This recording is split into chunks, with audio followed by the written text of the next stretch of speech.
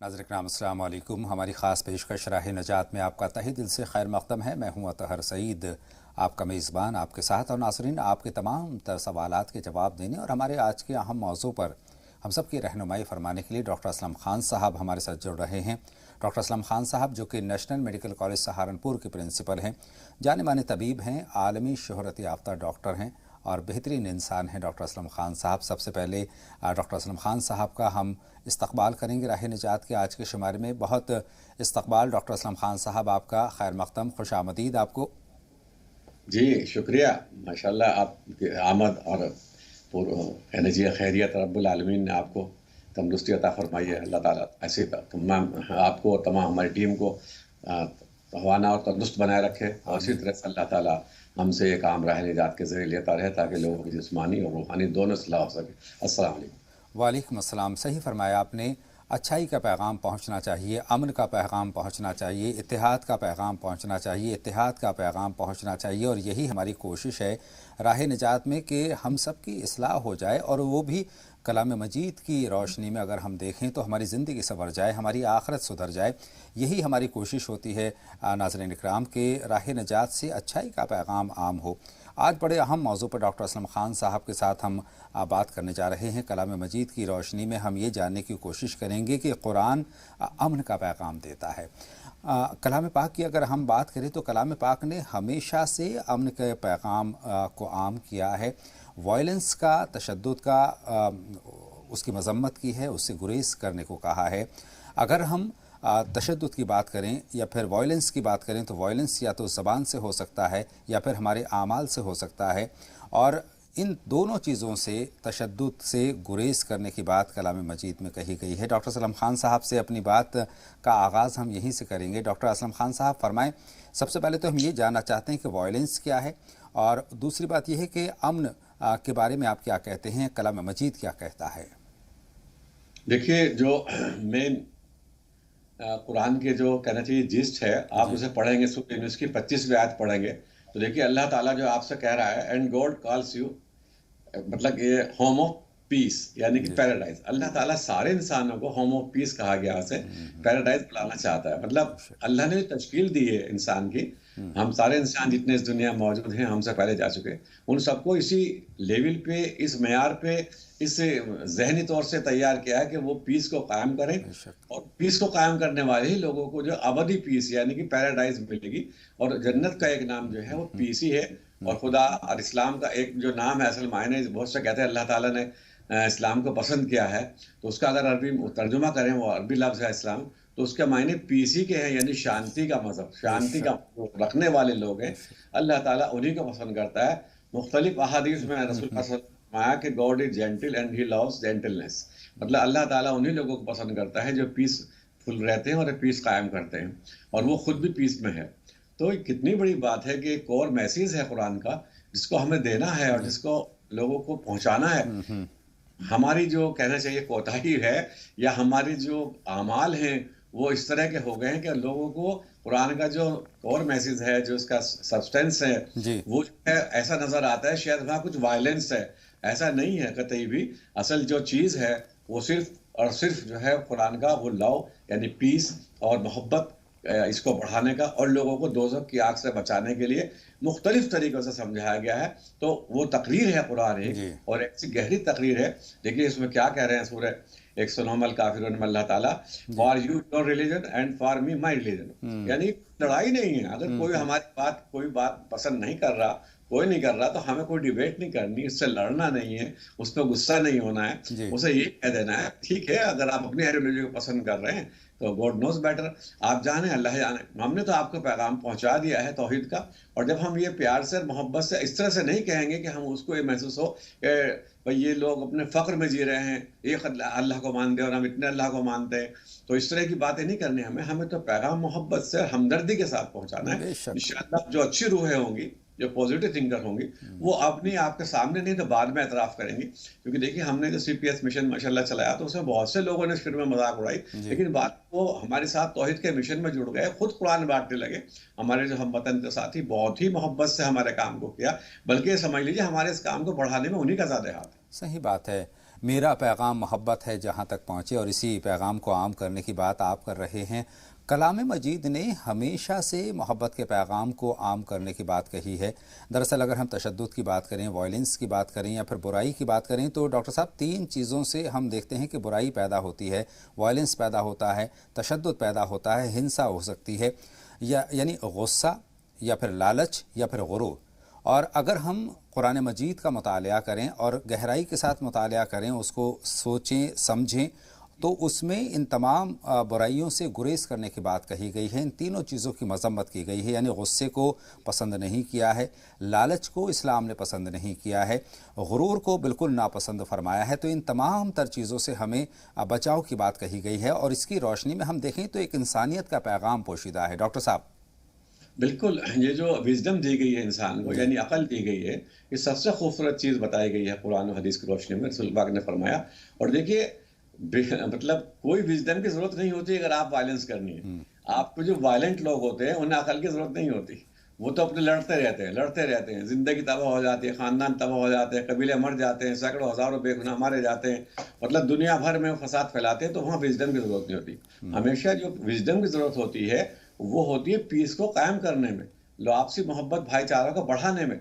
बहुत आसानी से लाइए, मैं लड़ा रही लोगों को, मुश्किल नहीं है। जी। लोगों को मोहब्बत पैदा करने के लिए जो अल्लाह ताला ने हमें ये ब्रेन दिया है, ये इसीलिए दिया है कि खुद भी जन्नत में जाएँ, यानी जो होम ऑफ पैराडाइज़ सूरह यूनुस की आयत मैंने बताई 25वीं, यही पूरे कुरान का मकसद है इस आयत में, कि हर इंसान को अल्लाह ताला मुख्तलिफ तरीकों से समझा करके, बता करके, नसीहत दे करके, पिछली कौमों के जो हालात हैं उनके हवाले दे करके लोगों से कहना चाहता है, देखिए कि बचिए वायलेंस से, बचिए। सही फरमाया आपने। कलाम मजीद ने हमेशा से मोहब्बत के पैगाम को आम करने की बात कही है।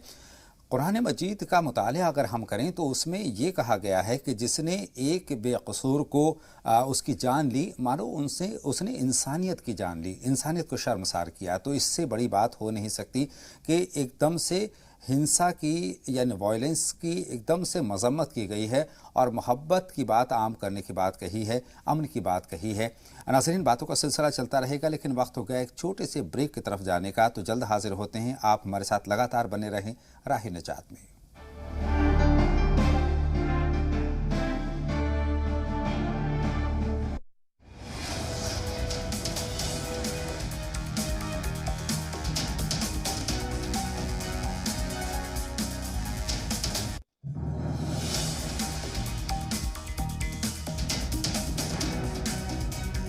एडलाइंस प्रेजेंट्स पेट सफा आयुर्वेदिक चूर्ण। पेट सफा हर रोग दफा। एसोसिएट स्पॉन्सर बवासीर के लिए वैद ऋषि का अर्शकल्प। राबता करें 011-2553-2553। पुरुषों में इम्यूनिटी बढ़ाने के लिए राजवैद्य रसायन वटी। हर हिंदुस्तानी की शान ARB बियरिंग्स, जोड़े सारा हिंदुस्तान। फूलों के पराग और प्रकृति के सैकड़ों पोषक तत्वों से भरपूर पतंजलि हनी। कावेरी मेहंदी कोन, हाथों पर उतरे प्यार के गहरे रंग। इम्यूनिटी बढ़ाने के लिए महिलाओं की नंबर 1 औषधि टॉनिक हेम पुष्पा। आयुर्वेदिक मुल्तानी पश्मीना सिरप, पश्मीना पाचन एक्सपर्ट। और डिश टीवी, डिश नहीं डिश क्यों है ये।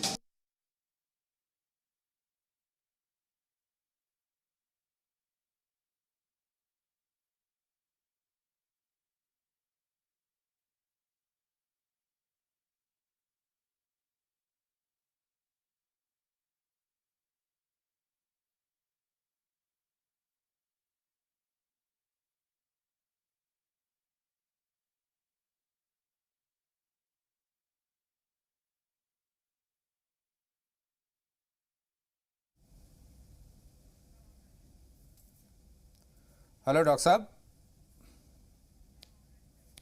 हेलो हेलो पंकज, तुम बाद में ब्रेक लोगे या नॉन स्टॉप चलेगा अब? हेलो। जी, जी, डिस्कनेक्ट हो हाँ, गया था। आपको आवाज़ आ रही है? अब आ रही है मुझे, हाँ बीच में पंकज भाई, आवाज़ मिल रही डॉक्टर साहब को? अब मिल रही है। ले मेरी भी रहे आ हैं? रही है। अच्छा। अच्छा बाद में, अच्छा ब्रेक तो रूटीन वाला ब्रेक अपनी जगह पे लोगे? चलो लो। अच्छा, अच्छा, ब्रेक बीच में ले लिया।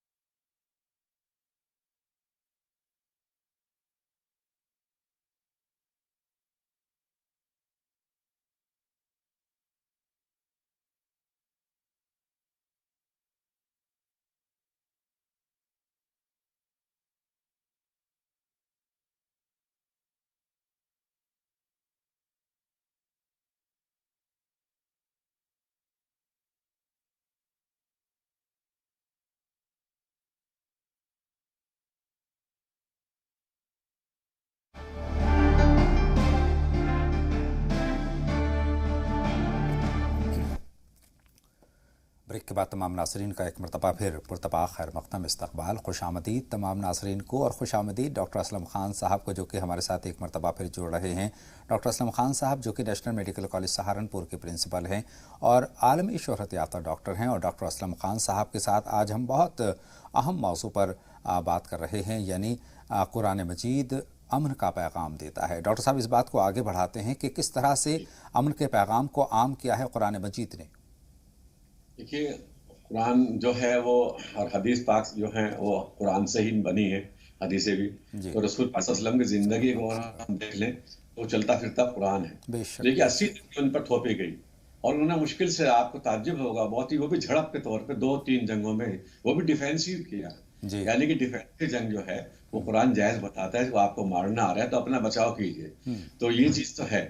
उसके बावजूद जो है आप देखेंगे सारी जंगों में बगैर लड़ाई, ये विजडम थी उनकी कि उन्होंने जितनी भी झड़पें उन पे, जितने भी कबीलों ने हमला करने की कोशिश की साजिश के खिलाफ, उसको उन्होंने बड़े खूबसूरती से अपनी अकल से, क्योंकि अल्लाह ताला ने इंसान को जो पीस कायम करने के लिए विजडम दी है, अगर वो उसका इस्तेमाल नहीं करता तो वायलेंस लाजमी है। तो रसूल ने रोकी है सारी जंगें। और हज़रत आयशा फरमाती हैं रसूल पाक सल्लल्लाहु अलैहि वसल्लम की जिंदगी का बहुत अच्छा जो चित्रण करती हैं, पिक्चराइजेशन करती हैं, वो हजरत आयशा करती हैं। तो बहुत काबिल, समझ लीजिए हमारी माँ में से एक माँ थी वो।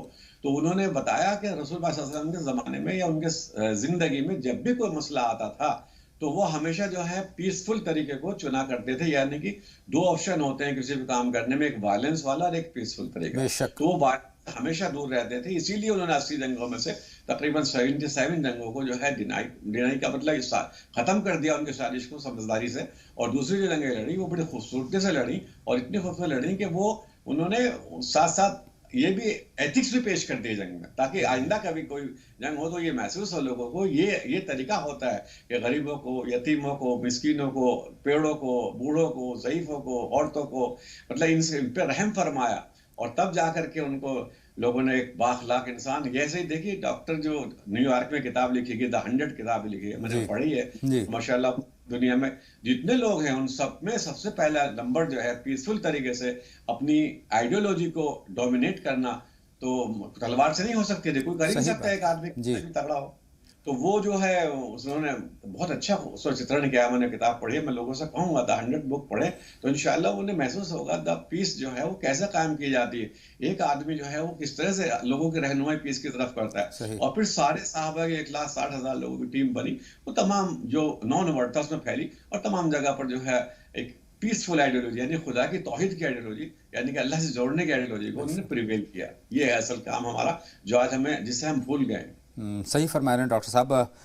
अगर हम हुजूर अकरम सल्लल्लाहु अलैहि वसल्लम की अगर हयात मुबारका की बात करें तो वो हमारे सब के लिए मिसाल की ज़िंदगी है, मिसाली ज़िंदगी है और हम सबको उस पर अमल करने की ज़रूरत है। और हम कोशिश भी करते हैं कि हुजूर अकरम की ज़िंदगी पर हम अमल करें। उनकी जो हयात मुबारका है उनमें तमाम जो अच्छी बातें हैं, तमाम अच्छाइयों को हम अपनी ज़िंदगी में शामिल करेंगे तो समाजी तौर पर, रूहानी तौर पर इस दुनिया में और उस दुनिया में, दोनों दुनिया में कामयाब होंगे। और ये हम हमेशा कोशिश करते हैं। कुरान मजीद की बात चल रही है, अमन के पैगाम की बात चल रही है, तो डॉक्टर साहब सबसे अहम बात तो यह है कि कुरान मजीद में वायलेंस का जिक्र ही नहीं है। ये सबसे अहम बात है। बिल्कुल, तो आपने सही कहा। वायलेंस जो है वो ऑफेंसिव को कहते हैं, डिफेंसिव वायलेंस नहीं कहते अपने बचाव को। और देखिए ये जो है अल्लाह ताला का, अभी आप गौर करें कुरान को पढ़ के, लोग गौर नहीं करते, एक्चुअली कंटेम्पलेशन नहीं करते, रिफ्लेक्शन नहीं करते। तो अल्लाह ताला खुद सूरह बकरा की 251 आयत में कह रहा है कि इस दुनिया को जो है बज़ाहिर ऐसा लगता है कि इंसान, उसका जिस्म बता रहा हूँ कि इंसान चला रहे हैं, वो लड़ रहे हैं, वो लड़ा रहे हैं, ये वो इलेक्शन लड़ रहे हैं, वो जीत रहे हैं। नहीं, इन सबके पीछे देखिए ऐसा अल्लाह ताला होता है। और अल्लाह ताला कह रहा है अगर हम इसके पीछे ना हो तो दुनिया में जबरदस्त फसाद पैदा, करप्शन पैदा हो जाए, मर्डर्स हो जाए, वायलेंस हो जाए। पूरी दुनिया आपस में, इंसान चूंकि इतना ना समझ है, इतना कम देख पाता है, उसका विजन इतना छोटा है कि वो नहीं देखता। वो सोचता है कि बस लड़ पड़ो, ये चीज जीत लो, ये कर लो, इस मुल्क को जीत लो, इसको ये कर दो, उसको वो कर दो। तो अल्लाह ताला देखिए आप कितनी खूबसूरती से एक डिजाइन को हटा दूसरे को ले आता है। कैसे देखिए कम्युनिज्म को खत्म किया, उससे पहले जार शाही को खत्म किया उससे पहले मतलब जो मुल्कों में जब देखते हैं कि एक मुल्क बहुत ज्यादा गालिब आ गया है और वो लोगों को परेशान करने लगा है, तो खूबसूरती के साथ दूसरे के साथ तीसरे को, तो ये अल्लाह का एक तरीका है। सूरह बकर की 251वीं आयत में अल्लाह ताला ने फरमाया, तो अगर आप गौर करेंगे तो किस लिए है ये? इसीलिए तो है कि जी। वायलेंस ना करें, लोगों को जुल्म ना करें, लोगों को परेशान ना करें, बल्कि सचमुच वो अवेयरनेस लेवल पे जिए। लेकिन हम लोग ये सोच ही नहीं पा रहे कि अल्लाह ताला, हम सोच रहे सब कुछ हम कर लेंगे, सब कुछ हम कर लेंगे। अगर हम पॉजिटिव माइंड सेट के साथ में, पीसफुल तरीके के साथ में अल्लाह से दुआ मांगेंगे, तो अल्लाह ताला हमें हर चीज में फतेह याबी, चूंकि पीस की जो ताकत है वो वायलेंस की ताकत से बहुत बड़ी है, बहुत बड़ी है, यकीनन बड़ी है डॉक्टर साहब। बहुत बड़ी है जी बेशक, सही फरमाया आपने।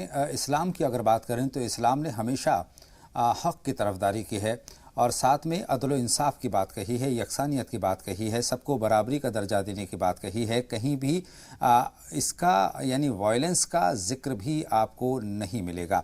हम बात कर रहे थे कि कलाम मजीद में लालच को बुरा बताया गया है, गुरूर को बुरा बताया गया है और इसके साथ साथ ईज़ा रसानी को सबसे बुरा फरमाया है।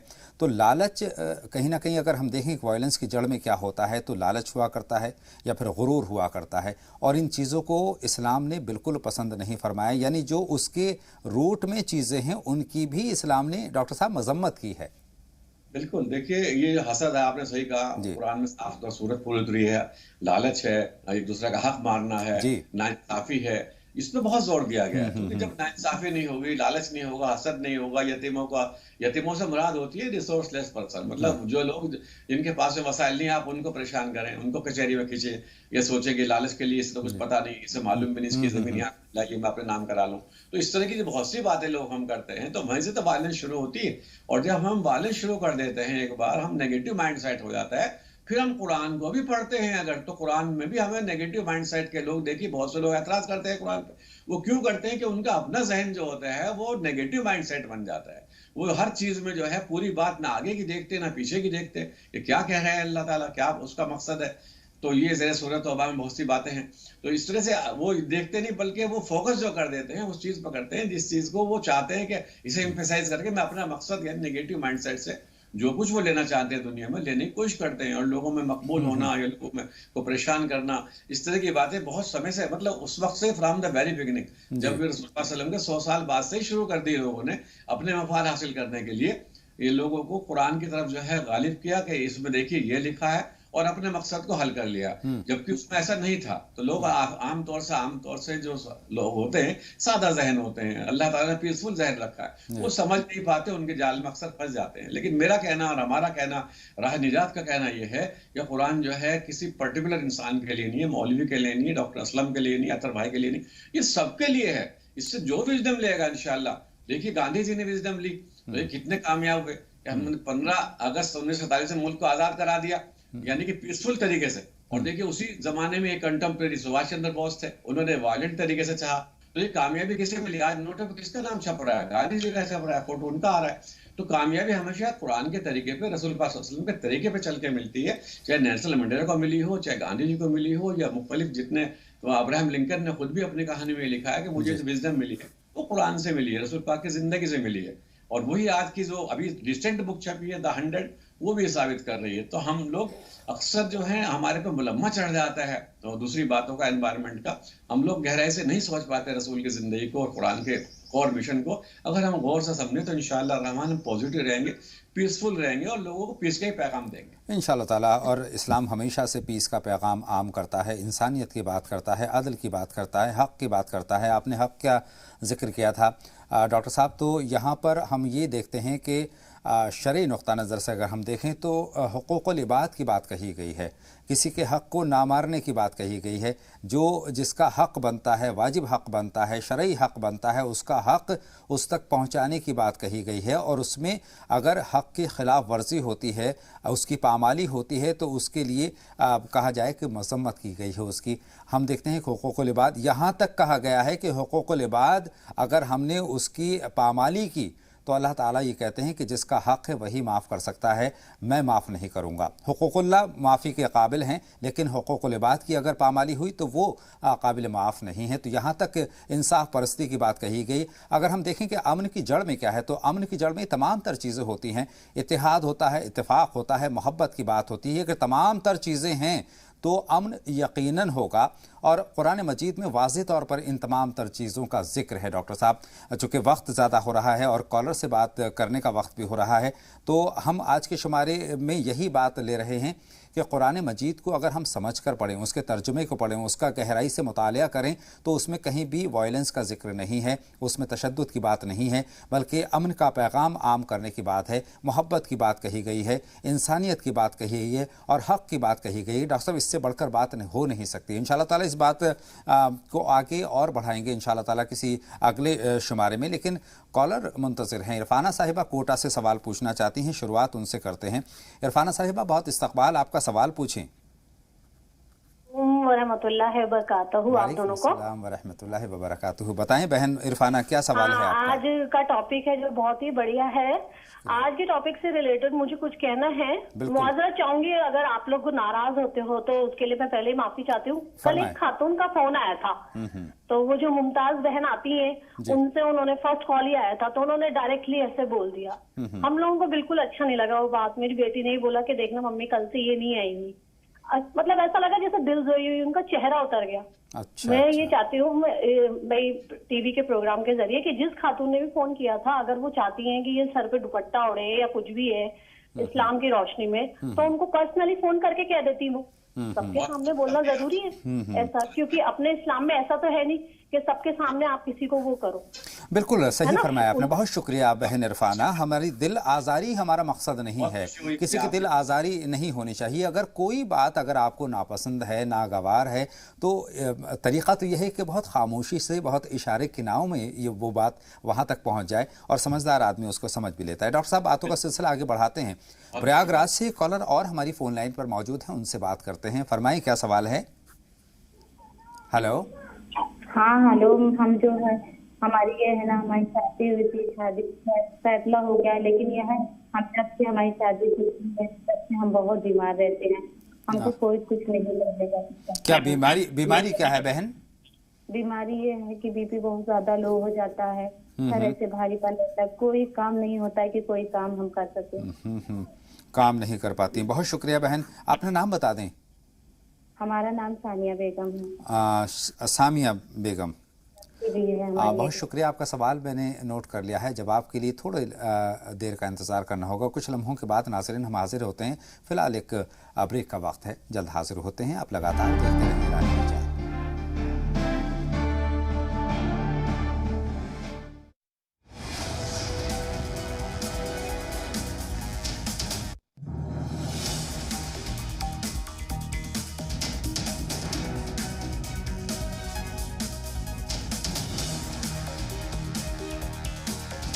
हेडलाइंस प्रेजेंट्स पेट सफा आयुर्वेदिक चूर्ण। पेट सफा हर रोग दफा। एसोसिएट स्पॉन्सर बवासीर के लिए वैद्य ऋषिका अर्शकल्प। राबता करें 011 2553 2553। पुरुषों में इम्यूनिटी बढ़ाने के लिए राजवैद्य रसायन वटी। हर हिंदुस्तानी की शान ARB बियरिंग्स, जोड़े सारा हिंदुस्तान। फूलों के पराग और प्रकृति के सैकड़ों पोषक तत्वों से भरपूर पतंजलि हनी। कावेरी मेहंदी कोन, हाथों पर उतरे प्यार के गहरे रंग। इम्यूनिटी बढ़ाने के लिए महिलाओं की नंबर 1 औषधि टॉनिक हेम पुष्पा। आयुर्वेदिक मुल्तानी पश्मीना सिरप, पश्मीना पाचन एक्सपर्ट। और डिश टीवी, डिश नहीं डिश क्यों है ये।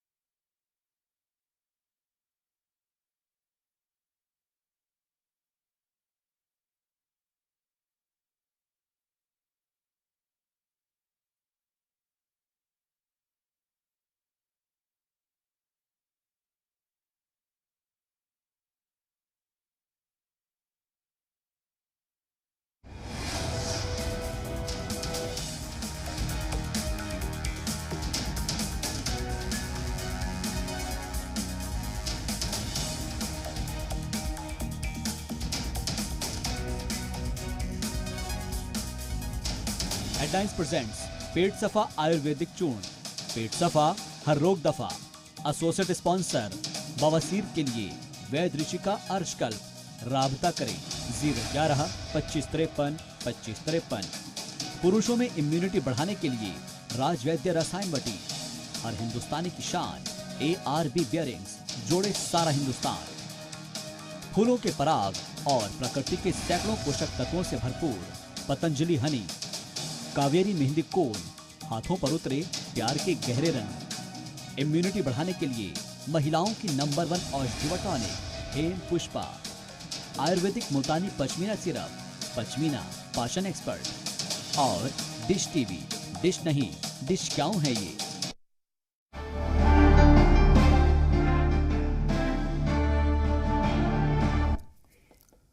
ब्रेक के बाद तमाम नाज़रीन का एक मरतबा फिर हम खैर मक़दम करते हैं, इस्तकबाल करते हैं और अपनी बात का आगाज़ करते हैं। लेकिन उससे पहले डॉक्टर असलम खान साहब का एक मरतबा फिर हम खैर मक़दम करना चाहते हैं राह निजात के आज के शुमारे में। डॉक्टर साहब बहुत इस्तकबाल आपका एक मरतबा फिर।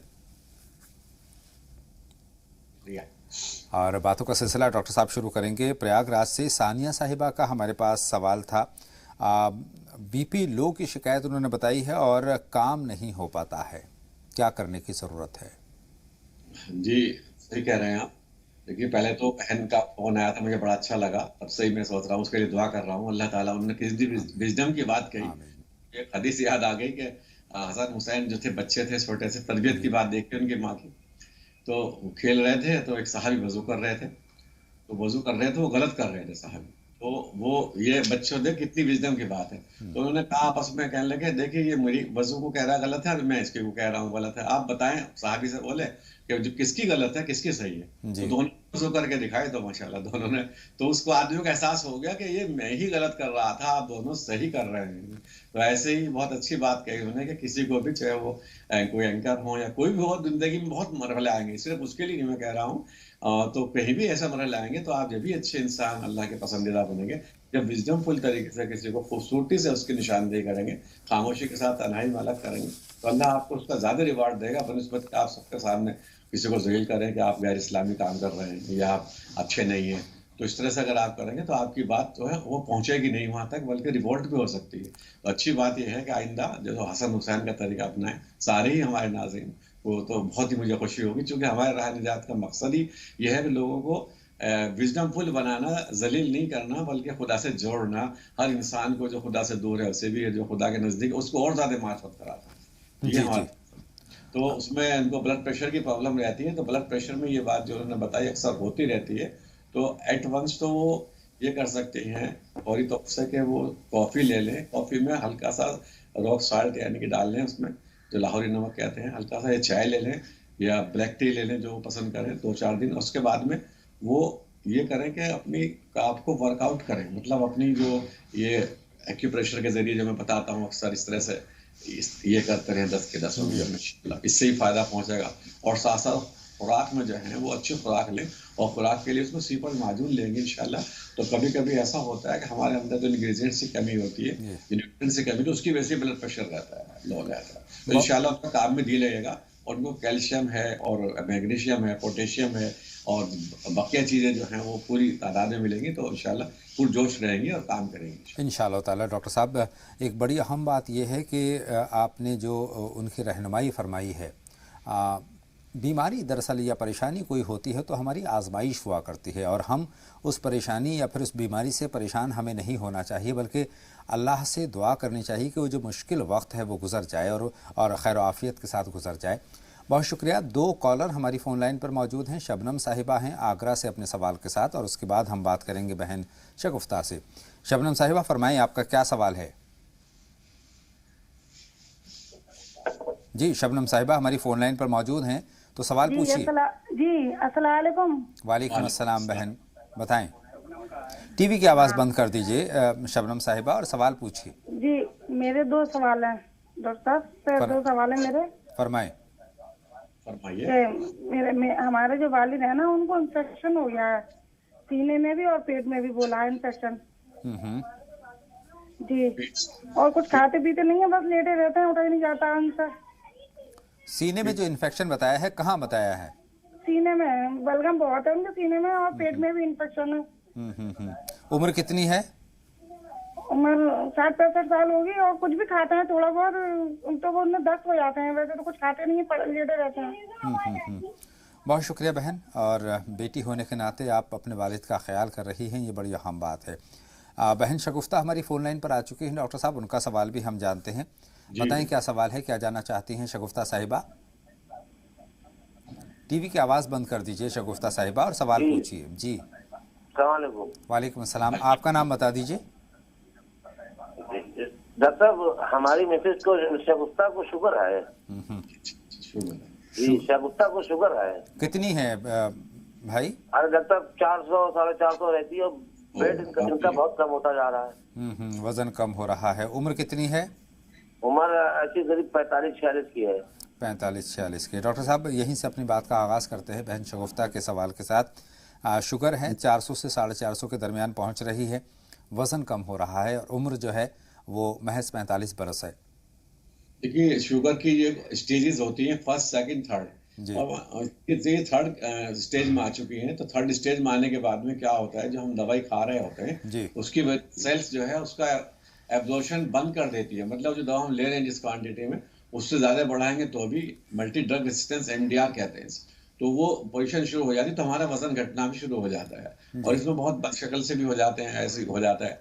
लेकिन इसमें ये कोशिश करें, देखिए शुगर तो ऐसी चीज़ है कि बाकी कंट्रोल तो ये हो जाती है, लेकिन ये क्योर भी हो सकती है। लेकिन रसूल पाक सल्लल्लाहु अलैहि वसल्लम की ज़िंदगी में चल के सादगी अख्तियार करके, और जो हमने गोल्ड माजून और गोल्ड कैप्सूल बनाए हैं, शुगर फ्री माजून बनाई है, तो उसको अगर खिलाएंगे इंशाल्लाह तो उनका वेट भी स्टेबल हो जाएगा। और जो शुगर को गोल्ड कैप्सूल बनाए हमने, हो सकता है इन्हें 2 की जगह 3 देने पड़े, तो अपनी रिसेंट रिपोर्ट HB1C की रिपोर्ट भेजें जिसमें 90 डेज की आ जाती है, वो भेजेंगे इंशाल्लाह रहमान। तो उससे हम इनको और अच्छी तरह से बता देंगे कि कितनी दवा, कितने कैप्सूल, 1 या 2 लेने हैं, 3 लेने हैं। इंशाल्लाह अभी भी ये गौर करेंगे, तो चूंकि गोल्ड में शिफ्ट होती है कि हमारी सेल्स को बाद जो पुरानी उपड़ गई, जो एडॉप्ट नहीं कर रही मेडिसिन को, उनको भी वो नया करके ताजगी पैदा करती है और एक तवानाई पैदा करती है, जिसे मेटाबॉलिज्म कहते हैं। मेटाबॉलिज्म अगर ठीक हो गया तो इंशाल्लाह इनका ये शुगर भी कंट्रोल रहेगी और साथ साथ इनको जो एनर्जी भी मिलती रहेगी इंशाल्लाह ताला। आगे बढ़ते हैं डॉक्टर साहब। बहन शबनम का सवाल आगरा से हमारे पास है और अपने वालिद मोहतरम के ताल्लुक़ से उन्होंने सवाल पूछा है कि पेट और सीने में इन्फेक्शन की डॉक्टर साहब उन्होंने बात कही है, और ये भी कहा कि बलगम बहुत ज़्यादा रहता है और दर्द बहुत ज़्यादा होता है कुछ भी अगर वो खाते हैं तो। देखिए पेट और सीने में एक साथ वो होना थोड़ा समझ में नहीं आ पा रहा। अगर सीने में है तो अक्सर ट्यूबरक्लोसिस कहलाती है वो जी। उसमें हाँ ESR की अगर ये रिपोर्ट बताती है हमें तो उससे हम आइडिया लगा लेते हैं, या TB एक टेस्ट होता है TB गोल्ड उसके नाम से। तो मेरी राय ये है कि TB गोल्ड करा लें, क्योंकि गले में, चेस्ट में, लंग्स में या पेट में एक साथ होना, क्योंकि पेट में जो इन्फेक्शन होता है वो डिफरेंट टाइप का होता है और जो चेस्ट में होता है उसके लिए अलग दवा होती है। तो अगर ये इस तरह से करा लेंगे तो इंशाल्लाह उसकी रिपोर्ट भेजेंगे तो इन्हें फिर बिल्कुल माकूल ट्रीटमेंट इंशाल्लाह हम बता देंगे। दोनों चीज़ों का एक्सरे करा लें चेस्ट का तो, और पेट के लिए जो एब्डोमिनल टेस्ट होता है, ऐसा कहते हैं आप, लेप्रोस्कोपी, वो करा के भेज दीजिए। हम ठीक कहते हैं डॉक्टर साहब, स्पुटम भी इनको टेस्ट कराना चाहिए अगर ट्यूबरकुलोसिस मालूम हो जाएगा कि पॉजिटिव नेगेटिव या बैक्टीरिया तो नहीं है मुंह में। सही कहा। तो तमाम रिपोर्ट्स कराने के बाद वो रिपोर्ट्स आपको रवाना करें, उसके बाद ही डायग्नोज हो पाएगा कि क्या दवा देनी चाहिए और क्या तकलीफ़ है। बहुत शुक्रिया डॉक्टर साहब। हम नेचुरोपैथी के ज़रिए यही आपकी रहनुमाई चाहते हैं कि जो रोज़मर्रा की चीज़ें हैं, जो आम ज़िंदगी है, जो हमारा लाइफस्टाइल है, उससे किस तरह से हम बेहतर ज़िंदगी गुजार सकते हैं, तंदुरुस्ती के साथ ज़िंदगी गुजार सकते हैं। हमारे नाज़रीन भी अगर कोई सवाल पूछना चाहते हैं तो हमारे फ़ोन नंबर्स लगातार टीवी स्क्रीन पर फ्लैश हो रहे हैं, उन नंबर्स पर हमें फ़ोन करके अपने सवाल आप हम तक पहुंचा सकते हैं और डॉक्टर असलम खान साहब की रहनुमाई आप तक लगातार पहुंच रही है और वो सिलसिला जारी रहेगा। डॉक्टर साहब, जो एक तंदुरुस्त ज़िंदगी के आदाब की अगर हम बात करें तो तंदुरुस्त ज़िंदगी अगर हम हासिल करना चाहते हैं तो क्या आदाब उसके होने चाहिए, क्या उसूल होने चाहिए, क्या ज़ाब्ते होने चाहिए? भाई आप यही तो काम कर रहे हैं माशाल्लाह। आप जो लोगों को रोज़ बता रहे हैं, हज़ारों लाखों लोग देख रहे हैं, 100 कुछ मुल्कों में जाता है हमारा, इस्लाम का जो है प्रोग्राम, और सबसे मकबूल तरीन प्रोग्राम ये बन गया है। तो ये अल्लाह का शुक्र है, लोगों को ये जो आप चाह रहे हैं कि लोग सेहत के बारे में जाने, चूंकि ये कुरान भी चाह रहा है। सूरह देखिए, आप पढ़ें, आप फुसिलत की 53 आयत, तो वहाँ कुरान भी यही कह रहा है कि अपने जिस्म में जो बारीकी से गौर करो, झांको, अपने जिस्म के जरिए आप अल्लाह को पाओगे, अल्लाह की सच्चाई को पाओगे, तौहीद को पाओगे। तो ये बहुत ज़रूरी है। तो हमारा तो कोशिश यही होती है, और बल्कि मैं ये कहूँगा कल भी मेरा लेक्चर 3 बजे से होगा, लाइव आएगा इंशाल्लाह जम्मू से ही, तो उसे भी लोग देखें, समझें। उसमें भी मैं कुछ खास बातें बताने वाला हूँ, और खासतौर से वहाँ पर बहुत बड़े बड़े वीआईपीज़ भी होंगे, गवर्नर वगैरह। तो मैं चाहता हूँ कि अपने जो नाजरीन हैं उन लोगों को अब ज़्यादा से ज़्यादा नॉलेज जो खासतौर से जो मुझे है और जो मुझे नहीं भी है, मैं कोशिश करता हूँ कि उसको रिसेंट जो एडवांस नॉलेज आई है मेडिकल साइंस में, क्योंकि कोई भी डॉक्टर देखिए मुकम्मिल नहीं होता, इसीलिए प्रैक्टिशनर कहते हैं डॉक्टर को, कितना भी काबिल हो, यानी वो भी प्रैक्टिस कर रहा है। कहते हैं बच्चे को, अभी तो बच्चा है, सीख रहा है। तो ऐसे ही हर डॉक्टर जो है कितना ही बड़ा हो वो सीख रहा है, मैं खुद भी सीख रहा होता हूँ। तो आपको भी तो कोशिश करता हूँ जो हमें मालूम है वो भी आपको बता दूं, जो मुझे मालूम नहीं वो भी मैं कलेक्ट करके नई नॉलेज आप तक पहुँचा दूँ। सीखने का सिलसिला ज़िंदगी भर चलता रहता है, हर एक शख्स किसी न किसी से कुछ न कुछ सीखता है, और अहम बात यह है कि हम उसको कितना सही तरीके से सीख पाते हैं, और इसमें आपकी रहनुमाई लगातार हमारे नाजरीन तक पहुंच रही है। बहुत शुक्रिया डॉक्टर साहब। 2 कॉलर हमारी फ़ोन लाइन पर आ चुके हैं। रानी साहिबा रामपुर से अपना सवाल के साथ हमारी फ़ोन लाइन पर मौजूद हैं, और उसके बाद साबिर खान साहब का सवाल आपकी खिदमत में हाजिर करेंगे। बहन रानी, पहले आप अपना सवाल हम तक पहुँचाएँ। टीवी की आवाज़ बंद कर दीजिए रानी साहिबा, और सवाल पूछिए। अस्सलाम वालेकुम। वालेकुम अस्सलाम। बताएं बहन रानी, क्या सवाल है? मेरे 2 सवाल हैं। मेरी उम्र 33 साल है और मुझे कई साल से 2 परेशानियां हैं, जिससे मैं बहुत कुछ इलाज करती हूँ, लेकिन मुझे कुछ आराम नहीं हो पा रहा है। परेशानी क्या है? मेरा सवाल है कि मुझे नजले की शिकायत रहती है। किस चीज़ की? नजले की शिकायत रहती है, मुझे छींकें आती रहती है, नाक से पानी आता है। नजला हो रहता है, मुझे नाक से पानी आता है और छींकें आती है। दूसरे मेरे पेट में परेशानी है, खाना नहीं खा पाती हूँ, खाती हूँ तो भारीपन रहता है, और काफी परेशानी रहती है, इतनी रहती है कि मैं रोकर बयान कर सकती हूँ आपसे। बहुत ही परेशानी रहती है। अल्लाह बेहतरी का मामला फरमाए। मैं यूनानी भी कर चुकी हूँ, एलोपैथिक भी कर चुकी हूँ, लेकिन मुझे कहीं आराम नहीं मिल पा रहा। एक सवाल मेरा और है, मेरे भाई है जिनकी उम्र 40 साल है, और वो भी पेट से परेशान रहते हैं, काफी कुछ कर चुके हैं, लेकिन उनको भी आराम नहीं हो पा रहा है। बहुत शुक्रिया बहन रानी, आपका जो दर्द है वो भी हम तक पहुंचा है, जो तकलीफ़ है वो भी हम तक पहुंची है, जो बीमारियां हैं उनका हाल भी हम तक पहुंचा है, आपके भाई के ताल्लुक़ से सवाल भी हम तक पहुंचा है। इंशाअल्लाह ताला डॉक्टर साहब से बहुत तफसीली रहनुमाई हम हासिल करना चाहेंगे, लेकिन उससे पहले साबिर खान साहब का सवाल भी हम नोट करना चाहते हैं, जो कि महाराष्ट्र से सवाल पूछ रहे हैं। फरमाएं साबिर खान साहब, क्या सवाल है आपका? अस्सलाम वालेकुम। वालेकुम अस्सलाम व रहमतुल्लाह। बताएं साबिर साहब। मेरा एक प्रॉब्लम ये है कि ये पेट सफा नहीं होता है, और शुगर है मेरे को। मेरा उम्र है 30 साल, 30 इयर्स, और उसके बाद मेरे औरत को थायराइड भी है। तो मैंने 8 साल से लगा रहा हूँ, कभी फोन नहीं लगा आपको। अल्लाह का करम है, और लाख लाख शुक्र है कि लग गया आज। अल्लाह का शुक्र है, अल्लाह को और अल्लाह करे कि ये चैनल नंबर 1 रहे। आमीन। और आप लोग सही सलामत रहे, हम लोग के लिए दुआ करते रहे। आमीन। और आप भी सेहत और तंदुरुस्ती से भरपूर रहें, अल्लाह सेहत की नेमत से माला माल फरमाए। हमारे तमाम नाज़रीन की तमाम जो तकालीफ है, तमाम जो परेशानियाँ हैं, अल्लाह पाक उन तमाम परेशानियों को दूर फरमाए, उनसे निजात हासिल करे। जी बताएं साबिर साहब, कुछ और कहना चाहते हैं? तो ये मेरे को आप बता दीजिए, जैसे शुगर मेरा 88 है, और उसके बाद खाने के बाद है 188, तो इतना है, और उस बीपी नहीं है मेरे को। बहुत शुक्रिया, बहुत शुक्रिया। पेट सफा नहीं होता है मेरा, और शुगर तो मेरा अल्लाह का करम है, मौला का लाख लाख शुक्र है कि सब कंट्रोल में रहता है। दवा खाता हूँ, लेकिन आपका दवा ले लूंगा। अल्लाह पर यकीन कीजिए, और अल्लाह पर यकीन करते हुए जो इक़दाम डॉक्टर असलम खान साहब बताएं, जो मशवरा आप तक दें, उन पर भी आप ज़रूर अमल करें। और जहाँ तक बात रही बात का सवाल है, तो अल्लाह को जब मंजूर होती है मुलाकात तब होती है बेहतरी के साथ। वही मैं बहुत कोशिश किया, रमजान में हर पल पल कोशिश करता हूँ, लेकिन कभी लगता ही नहीं है। अल्लाह को आज ये मुलाकात मंजूर थी। बहुत शुक्रिया कॉल करने के लिए। अस्सलामु अलैकुम रहमतुल्लाहि व बरकातहू। वालेकुम अस्सलाम। अल्लाह आपको खुश रखे, सेहत और तंदुरुस्त रखे। डॉक्टर साहब, अहम मसला जो नज़र आया है साबिर खान साहब की, अगर हम बात करें तो कब्ज़ का मसला अहम है, पेट साफ़ नहीं होता है, तो किस तरह से पेट साफ़ हो। हालांकि उन्होंने शुगर का भी जिक्र किया है जो कि 88/188 रहती है। जी जी, जैसे शुगर के लिए तो बहुत आसानी है, शुगर को स्पेशल वाले कैप्सूल ले लें या गोल्ड वाले ले लें, अफोर्ड कर सकें, इंशाल्लाह शुगर तो कंट्रोल रहेगी। लेकिन एलोपैथिक दवाइयों से बचें। शुरू में उन्होंने ले ली होगी, वो कह रहे हैं कि अब मैं आपके ले लूंगा, तो उसे इंशाल्लाह आहिस्ता आहिस्ता छोड़ देंगे तो ये ठीक रहेगी, शुगर कंट्रोल रहेगी। और एक डाइट चार्ट बनाया हमने स्पेशल, अगर उस पर फॉलो करेंगे, डाइट चार्ट भी है उसमें, लाइफ चार्ट भी है, तो उस पर फॉलो करेंगे तो रसूल पाक सल्लल्लाहु अलैहि वसल्लम की जिंदगी से लिया वो क्या चीज़ें खाया करते थे, उस चार्ट को हम भेज देंगे इंशाल्लाह। तो अगर ये उस पर फॉलो कर गए तो मैं समझता हूँ उनकी क्योर हो जाएगी, कंट्रोल नहीं क्योर हो जाएगी इंशाल्लाह। लग रहा है आदमी काबिल है और काफी गहराई से 8 साल से बताइए कोशिश कर रहे हैं, और अब नहीं इत्तेफाक से ये कनेक्शन का हमारा हो चुका। लेकिन फिर भी जिन लोगों को 8 साल से मुझे बताते हैं लोग, 6 साल से 3 साल से हम कोशिश कर रहे हैं, तो वो हमारे जो नंबर चलते हैं उन पर आप व्हाट्सएप कर दिया करें अपनी प्रॉब्लम की, क्योंकि हम फिर मैं खुद कॉन्टैक्ट करता हूँ, ऑलमोस्ट मैं खुद ही जवाब देता हूँ जितने भी मैसेज आते हैं। और इन्हें जो कब्ज है, देखिए कब्ज बहुत लोगों को रहता है। सबसे पहले सर भाई हमने मेरे ख्याल काफी बार इस बारे में एपिसोड चलाए हैं, तो एक तो पानी की मिकदार कम ना करें, दूसरा खुराक में जो है रेड मीट कम कर दें और अनहेल्दी फैट ना लें, और तीसरी चीज जो है सना मक्की 100 ग्राम ले लें, 100 ग्राम पिसा हुआ धनिया ले लें और 100 ग्राम बेल का पाउडर ले लें, तो इसमें थोड़ा सा सोडा बाई कार्ब मिला लें, तो इंशाल्लाह इसको रोज 1 चम्मच लेंगे तो फिर इनको कब्ज नहीं रहेगा।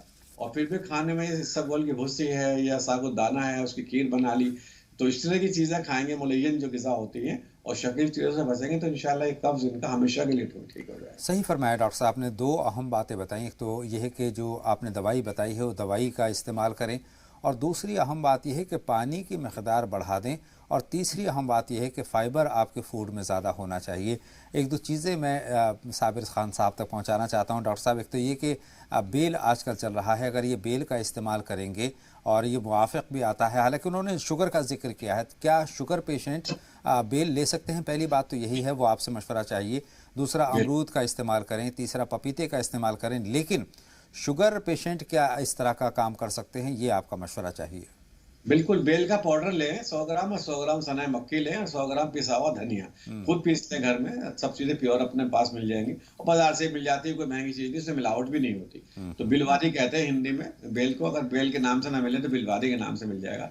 आप ये बना के रख लें मुरक्कब, उसमें थोड़ा सा 1 चम्मच 100 ग्राम में 1 चम्मच सोडा बाई कार्ड डाल लें, जो खाने का सोडा होता है जो किचन में काम आता है। तो इंशाल्लाह इसको आप रखेंगे, रोजाना गर्म पानी से रात को सोते वक्त ले लें। फिर भी कब्ज ज्यादा रहता है तो 1 चम्मच साथ इसमें उसी वक्त जब ये लें तो साथ उसमें इसबगोल के भुस्से का मिला लें, तो इंशाल्लाह कैसे पुराना कब्ज होगा मैं समझता हूँ टूट जाएगा, और दर्द भी नहीं होगा। पेट में बहुत से लोगों को कब्ज तोड़ने के लिए दवा देते हैं बहुत सा की, वो दर्द बहुत करता है, ये दर्द नहीं करेगा, ये मुलय्यन ग़िज़ाएं हैं और दवाएं हैं। कब्ज ये बेल की ख़ुसूस होती है कि लैट्रिन को बाहर भी लाता है और बांध के लाता है, और अंदर फिर दर्द नहीं होने देता, जहाँ पर दर्द होता है वो लेयर पे खुद चला जाता है, और आंतों को चिकना करता है। बहुत शुक्रिया डॉक्टर साहब। इनकी अहलिया के ताल्लुक से एक सवाल है, उनको थायराइड है जी, इनसे बता रहे हैं माशाल्लाह, तो एक भले कॉल आपके ना मिले तो थायराइड की क्रीम आप मंगा लीजिए। थायराइड के लिए सिपल माजून हमने बनाई है, थायराइड के लिए हमने गोल्ड कैप्सूल बनाए हैं, तो मंगा लीजिए इंशाल्लाह रहमान।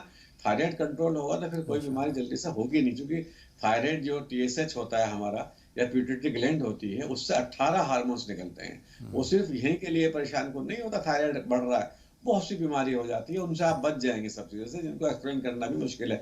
हम मेरे ख्याल है 9 बच जाएंगे, प्रोग्राम खत्म हो जाएगा। तो इतने फायदे हैं, आप मंगाइए क्रीम को भी और उसको भी मंगाइए सिपल माजून इंशाल्लाह ताला। सिपल माजून और थायराइड की जो क्रीम है उसका इस्तेमाल करें। बहन आयशा हमारी फ़ोन लाइन पर है अपने सवाल के साथ। फरमाए बहन आयशा, क्या सवाल है? आयशा साहिबा फरमाएं। हेलो आयशा साहिबा, अगर आप तक हमारी आवाज़ पहुंच रही है तो फरमाएं, क्या जानना चाहती हैं? ग़ालिबन आयशा साहिबा से हमारा राब्ता मुनक़ता हो गया है। अकबर अंसारी साहब हैं इस वक्त हमारे फ़ोन लाइन पर। बताएं अकबर साहब। वालेकुम अस्सलाम अकबर अंसारी साहब, बहुत इस्तक़बाल आपका। सवाल जी, मैं कई बार फ़ोन कर चुका हूँ जी, और डॉक्टर साहब जो बता रहे हैं बताया सारा उनका किया हुआ नुस्खा मैं आजमा रहा हूँ, लेकिन अब खून में इन्फेक्शन हो गया है। 4000 होना चाहिए, 14000 हो गया, तो वो को दवाई भी डॉक्टर कोई नहीं दे रहा है उनका। तो ये मैं नारियल पानी ले सकता हूँ कि नहीं? यार वो पीस की थैली में 9 mm की पथरी भी है, डॉक्टर साहब कहते ऑपरेशन नहीं कराना, तो मैं नहीं करवाया ऑपरेशन। तो मुझे एक तो लेटरिन कभी पतला जाता है और कभी सही आता है, कमजोरी बहुत ज्यादा है और वजन भी बहुत कम हो गया मेरा, शुगर भी है, बीपी भी है। तो बीपी की दवाई उन्होंने 75 AG दे दिया, मैंने एक दिन खाया, मेरा बीपी कम हो गया, तो मैं 25 mg के खा रहा हूँ रोज। और बाकी ये जामुन वून जितने बताए डॉक्टर साहब वो सारा मैं ले रहा हूँ। शुगर तो बिल्कुल इंशाल्लाह कंट्रोल है, कमजोरी बहुत ज्यादा, हाथ पैरों में वो एक बग्घी सी वो लगता है। अकबर साहब उम्र कितनी है आपकी ये और बता दें? 60 साल है जनाब। 60 बरस है, 60 ईयर्स है डॉक्टर साहब। और जो जी डॉक्टर साहब जो बताते हैं भाई कोई ऐसा हो जो कि दवाई लेके दे दे गरीब आदमी को, तो मैंने कई लोगों को कांटेक्ट किया लेकिन कोई ऐसा है नहीं जो सिंपल माजूरी या शुगर की जो बताते हैं वो आ जाए। लेकिन सबसे अहम बात यह है कि आपने ये नियत की, आपका जज्बे को सलाम, और आपके जज्बे की जो बेहतरी है वो अल्लाह ताला को इंशाअल्लाह ताला बहुत पसंद आई होगी। आपके दिल में जज्बा है, हमदर्दी है दूसरों के तई कि अगर कोई ज़रूरतमंद है तो उसको दवाई अपने ख़र्च से आप ख़रीद कर देने के लिए तैयार हैं। ये दूसरी बात है कि आपको कोई मुस्तहिक़, कोई ज़रूरतमंद नज़र नहीं आ रहा है। डॉक्टर साहब अकबर साहब की रहनुमाई फरमाएं, क्या करने की ज़रूरत है? कई सारी परेशानियाँ उन्होंने हमारे साथ शेयर की हैं। गालिब कौन सी परेशानी? डॉक्टर एक तो उन्होंने ब्लड में हल्के इन्फेक्शन की बात कही है, नारियल पानी की इजाज़त चाहिए, क्या नारियल पानी पी सकते हैं? और इनको बीपी भी है, शुगर भी है और टॉयलेट भी पतला होने की शिकायत है। जी हाँ, बिल्कुल नारियल पानी ले सकते हैं। और टॉयलेट अगर पतला हो रहा है तो बेल का पाउडर ये सुबह शाम लेने शुरू कर दें, 1 चम्मच सुबह 1 चम्मच शाम कर दें इंशाल्लाह। बिलवादी ले लें, वही जो मैंने बताया अभी, तो उसको लेते रहेंगे। और जो खास तौर से ये जगह होती है यहाँ पर, तब वो इस जगह ना एक बोतल ले लें, गर्म पानी करके, इस तरह की बोतल होती है, जी जी जी, पानी भर के ना उसको यहाँ जो बाउल्स होती हैं, आते होती हैं यानी नाप से नीचे, तो वहाँ पर रखें इंशाअल्लाह रहमान। तो ये जो बार बार टॉयलेट का जाना है ना, अगर अंदर कोई लोकल इन्फेक्शन होगा या लोकल स्वेलिंग होगी, इन्फ्लेमेशन होगा, तो इस बोतल के रखने से उसमें हम एक दवा भेजेंगे, वो दवा डाल लें, उस फ्यूम से सिर्फ उसकी खुशबू से ही, भले ही प्लास्टिक की है, वहां तक असर पहुंच जाएगा उसका। तो उसका रोजाना शिकायत करेंगे, फायदा होगा। और ये खुद भी जो है शुगर गोल्ड कैप्सूल लें इंशाल्लाह, उससे ठीक रहेंगे। और शुगर फ्री माजून बना दी, उससे भी हेल्दी रहेंगे। और बहुत से लोग हम पे ऐसे आते हैं, हालांकि हमने बहुत कोशिश की, जैसे लिवर टॉनिक को हम एक 1+1 दे रहे हैं, लेकिन अब हम हर चीज में, चूंकि हमारे में, हम भी कहना चाहिए अभी इन्फेंसी में चल रहे हैं, 2-3 साल ही हुए हमें, और हम चाहते हैं कि अच्छा लोगों को फायदा पहुंचता रहे, क्योंकि हम एकदम तो सारा चीज फ्री दे करके खत्म भी कर सकते हैं, फार्मेसी खत्म हो जाएगी, लेकिन फिर भी हम ये चाहते हैं कि जो ऐसे लोग हैं तो वो अपने आप ही मंगा लें। हर आदमी के पास जरूरतमंद होते हैं, जैसे इसकी एक पेटी मंगा लें करिश्मा लिवर टॉनिक की, और साथ साथ ऐसी माजून मंगा लें। तो जितने हैं साहिब हैसियत हैं, और हम इनका यहाँ बता देंगे टीवी पे, फला आदमी कहाँ से बोल रहे थे, हम बता देंगे, वहां से आप ले सकते हैं फ्री। तो बहुत बड़ी बात है। तो रमजान में अगर ये करते हैं अपना खर्च इस तरह से अल्लाह की राह में भी और सेहत की राह में, क्योंकि अल्लाह के बंदों की सेहत की राह में खर्च करना भी, गर्दन छुड़ाना है उनका, बहुत बड़ा सवाब है उनका, तंदुरुस्ती दिलाना, उनको इबादत के लिए तैयार करना, ये अजीम तरीन सवाब होगा इंशाअल्लाह। बहुत बहुत शुक्रिया डॉक्टर असलम खान साहब, हम सबकी रहनुमाई फरमाने के लिए। बहन रानी के सवालात हमारे पास महफूज हैं, इंशाअल्लाह ताला अगले शुमारे में हम उनका जिक्र ज़रूर करेंगे और आपसे तफसीली रहनुमाई भी हासिल करेंगे। आपने बड़ी अहम बात कही है कि दूसरों की मदद हमें करना चाहिए, दूसरों की मदद करने में जो सुकून का एहसास हमें होगा, और ये तमाम तर चीज़ें जो है अल्लाह को भी पसंद हैं। कोई ज़रूरतमंद है, कोई बीमार है, अगर हम सदक़े की शक्ल में अगर दवाइयाँ ख़रीद कर उसका इलाज कर देते हैं तो ये इससे बेहतर कोई बात नहीं हो सकती। इन्हीं कलिमात के साथ डॉक्टर साहब आपका एक मरतबा फिर शुक्रिया, और नाज़रीन आपका भी शुक्रिया, आप हमारे साथ लगातार जुड़े रहे। इंशाअल्लाह ताला अगले शुमारे में एक नए मौजू के साथ आपकी खिदमत में फिर हाजिर होंगे। तब तक के लिए अपने मेज़बान अतर को भी इजाज़त दें। आप देखते रहें जी सलाम। अस्सलामु अलैकुम व रहमतुल्लाहि व बरकातुहू। वालेकुम अस्सलाम।